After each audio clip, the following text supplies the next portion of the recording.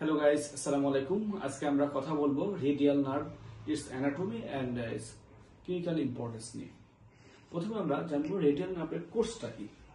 Radial nerve ইট arise করে brachial প্লেক্সাসের posterior cord থেকে এবং এক্সিলার আর্টারি থার্ড পার্টের বিহাইন্ড থেকে। তারপরে এটা এক্সিলাতে একটা ব্রাঞ্চ দেবে, সেটা হচ্ছে ট্রাইসেপস মাসলকে সাপ্লাই দেবে। ট্রাইসেপসের লং হেড এবং মিডল হেডকে সাপ্লাই দেবে এবং তারপর এটা আসবে হচ্ছে রেডিয়াল গ্রুপে। রেডিয়াল গ্রুপে এটা এসে প্রোফান্ডা ব্রাকাই আর্টারির সাথে লস করবে এবং এখানে সাপ্লাই দিবে হচ্ছে lateral head of the triceps মাসলকে। তারপর লোয়ার হাফে দিকে এটা এসে তারপর এটা সামনে অ্যান্টেরিয়রলি চলে আসবে। অ্যান্টেরিয়রলি এসে ল্যাটারাল ইপিকন্ডাইলের অ্যান্টেরিয়র অ্যাসপেক্টে এসে টিবিউটাল ফসা এখানে চলে আসবে। তারপরে এটা এখানে এসে অ্যানকোনিয়াস, ব্রাকিওরেডিয়ালিস এবং ব্রাকিয়ালিস মাসলকে সাপ্লাই দেবে এবং এখানে দুইটা ব্রাঞ্চ হবে, একটা হচ্ছে সুপারফিশিয়াল ব্রাঞ্চ, একটা ডিপ ব্রাঞ্চ।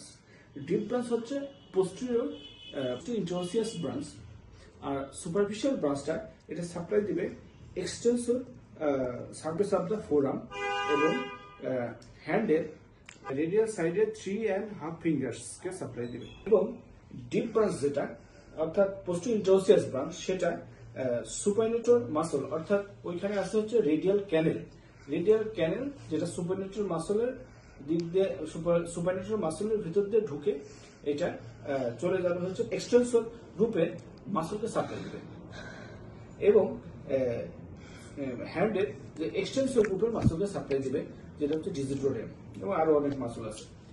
এখন আমরা দেখবো যে chief extensor of the wrist হচ্ছে এক্সটেনসর কার্পি রেডিয়াস লঙ্গাস এবং এক্সটেনসর কার্পি রেডিয়াস ব্রেভিস। এই দুটা মাসল সাপ্লাই পায় জাস্ট অ্যাবভ দ্য এপিকন্ডাইল।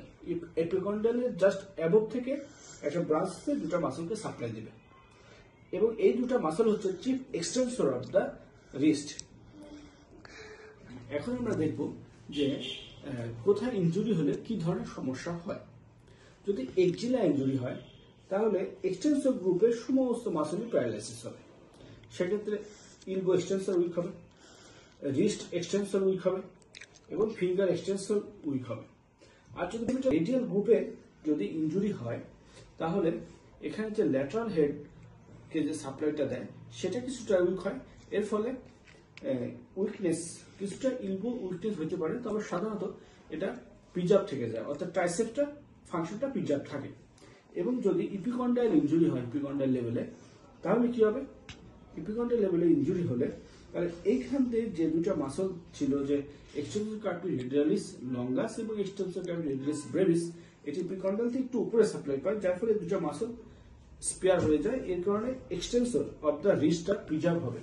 অর্থাৎ ইপিকন্ডাইল ইনজুরি হলে যে রিস্ট ড্রপ, এই রিস্ট ড্রপটা প্রিজার্ভ থাকবে, শুধুমাত্র ফিঙ্গার্স গুলো ড্রপ করবে। এবং যদি ডিপ ব্রাঞ্চটা ইনজুরি হয় তাহলে এটা ডিজিটোরিয়াম মাসল উইক হবে, যার ফলে শুধুমাত্র ফিঙ্গার্স গুলো ড্রপ হবে, অর্থাৎ ফিঙ্গার এক্সটেনসর উইক হবে। আর যদি সুপারফিশিয়াল ব্রাঞ্চটা ইনজুরি হয় তাহলে শুধুমাত্র এক্সটেনসর গ্রুপের extensor surface of the forearm and হ্যান্ডের কিউটিএন সাপ্লাইটা লস হবে। Thank you very much.